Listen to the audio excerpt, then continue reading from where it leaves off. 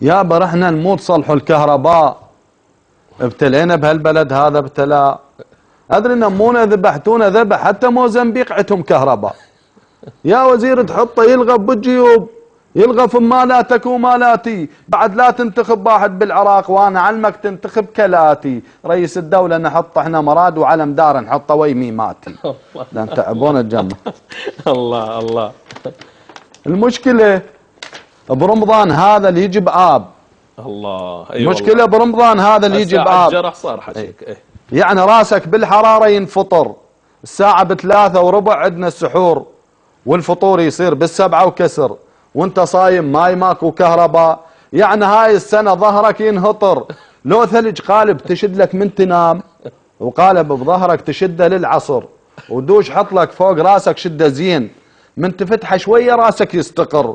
والحرارة السنة تصمتنا صمت، طبقت علينا الشمس والمشتري. يعني هاي السنة يقتلنا الجفاف، واللي يصوم السنة يفطر بزبري. الناس وصلت للقمر. أعد الله. من تفتحه شوية راسك يستقر. والحرارة السنة تصمتنا صمت، طبقت علينا الشمس والمشتري. يعني هاي السنة يقتلنا الجفاف، واللي يصوم السنة يفطر بزبري. الناس وصلت للقمر سوت حياة، والأراضي على القمر محجوزة، واحنا عندنا الكهرباء صارت جحيم، والشعب مذبوح من اللوزة. ايش حكى الامبير وايش قال الجهاز، والمولد قبطت محجوزة. الشعب صار سويج خبلته تمام، شوية طقتين يتخبل عوزة.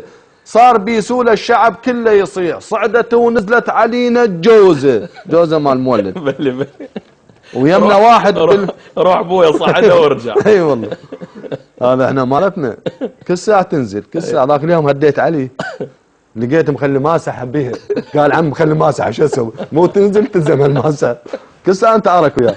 ويمنا واحد بالمولد يشتغل، يطفي بالجوزات صارت سولة بيه، ولك يا معود ارحمنا وهذا اب، ما يفيد الحكي من تحكي عليه.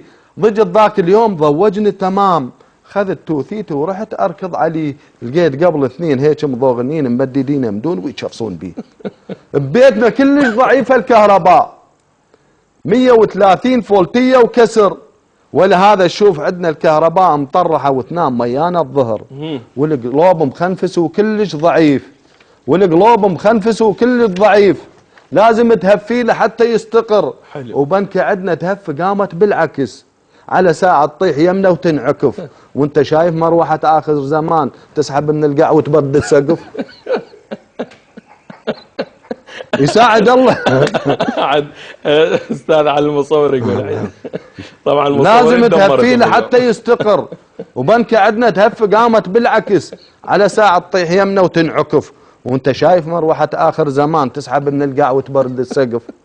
ساعد الله البصرة في هذا المناخ. اي والله. وصلت 60 ونصلخه وصلخ، مايهم مالح وماكو كهرباء، والرطوبة وصلت 100 وتطخ. هناك بالبصرة الظهر تشتعل نار، راسك يورم وعينك تنتفخ، وتسلم عليه ما يرد السلام، يقوم بس يعاين وينفخ نفخ. الشمس عتم بالظهر تحضن القاع، والحرارة براسهم تنشخ نشخ. ولهذا شوف واحدهم يفور حط له تمن فوق راسه ينطبخ.